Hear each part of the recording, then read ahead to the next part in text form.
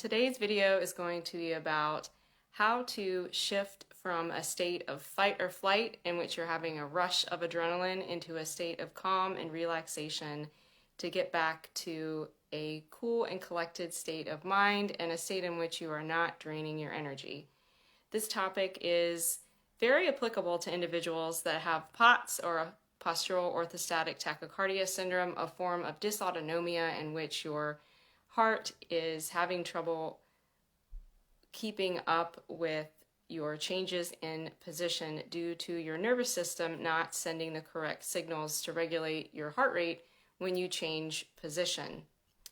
So adrenaline surges can come on in the average individual for reasons like increased mental or physical stress, times of illness, times of increased heat exposure, but they can be especially challenging and difficult to shift yourself out of if you do have a form of dysautonomia like POTS.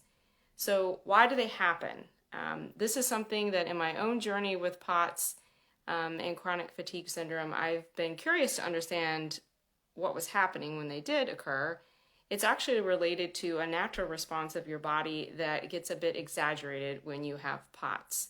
When you change position, you have a displacement in blood into your lower half, about 10 to 15% or so, and the body is supposed to signal pretty quickly to pump that blood back up to your brain.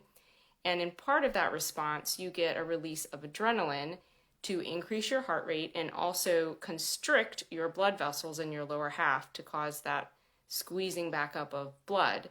But when you have POTS, you can have an excess release of adrenaline because your body isn't responding to it as well. And your blood vessels are not responding to it very well either. So your blood keeps pooling, your heart rate keeps going up. And this cannot be a necessarily fun experience. You can begin to feel breathless or have heart palpitations or feel like things are fluttering in your chest, feel lightheaded, anxious, nervous. You can feel revved up, even feel like you're having hot flashes. I myself struggled with panic attacks related to this, and I've come across quite a few others in working with clients that have said that they've had similar situations where you have a sudden onset of panic and you don't really know where it came from. So not a fun experience to be in, but there is a way, or multiple ways, I should say, to shift yourself out of being in this fight-flight adrenaline surge that are actually pretty simple to implement. And I want to share a couple with you right now so that you can hopefully start doing right away. My number one go-to when I'm beginning to feel an adrenaline surge is to turn back to my breath and begin to shift the state of my body. If we get in a state of nice even breathing, where we're breathing at a pace of about 5 to 7 seconds in and 5 to 7 seconds out, we can begin to have this ripple effect where our heart begins to slow down as we pace our breathing, followed by our blood pressure becomes more regulated and our brain can become clear. This can be super helpful in an adrenaline surge, and especially when your mind feels like it's going a mile a minute. The cool thing about breathing is it's the one automatic function that we have conscious control over and can tap into anytime, anywhere, eyes open or closed. But you can combine it with a couple other strategies that I'm going to mention next. One of my next go-tos is going into the world of somatic techniques. This involves placing your hands or tapping an area of your body to help center yourself back into your body and become more at peace in the current state that you're in. A couple of my favorite ones are just the basic EFT or tapping technique. Some like to do just the karate chop point on the hand, but you can also do a whole cycle where you go from the hand to above on the forehead, to the sides of the eyes, to under the nose, to under the chin, to right by the collarbones, to in the armpits, to coming up on top of your head.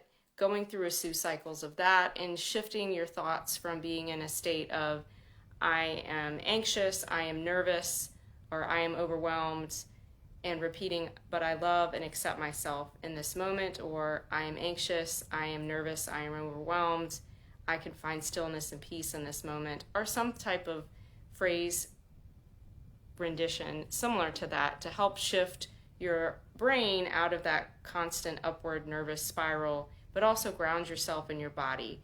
The neat thing about the tapping points is that they are along acupuncture meridians, so they can bring a sense of calm in your body just by that sense of touch. Some other somatic practices that I really like to do that are actually pretty simple are running your hands up and down your arms. So based upon kind of how I am in this video, it might be a little bit hard to see, but if you run your hands up and down, starting from your shoulders all the way down to your wrists, that can send quite a sense of calm into your body. You can pace this with that nice slow 5-second inhale, 7-second exhale breathing, but you can do them separately. I've done it both ways and I've found them very effective.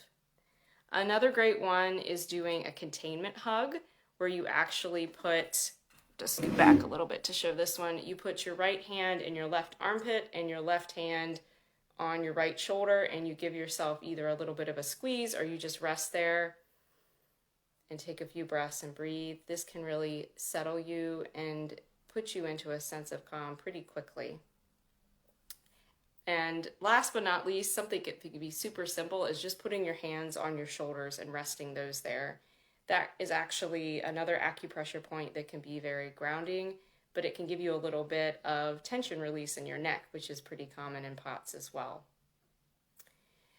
Another technique that might seem like you could classify as a somatic practice would be doing some type of vagus nerve massage. One of my favorites is to find the bumps right behind your ears and to pull down right along a muscle that's called your sternocleidomastoid muscle on the lateral sides of your neck down towards your collarbone a few times. And if you start feeling a sense of kind of heaviness, but in a good way, or like you're going to swallow or need to yawn, that could be a sign that it's working. Some other vagus nerve massages that are pretty simple to do are doing on the sides of the head in little circles, or even gently massaging up along the scalp, coming in behind the ears, right behind the earlobe, or actually within the ear itself, in the concha area. I've even had some clients say that massaging the earlobe can be very calming. And the earlobe, along with that karate chop point, are some pretty discreet points that you can go to calm yourself in a state when you feel like you're having an adrenaline surge come on and you're in a public place.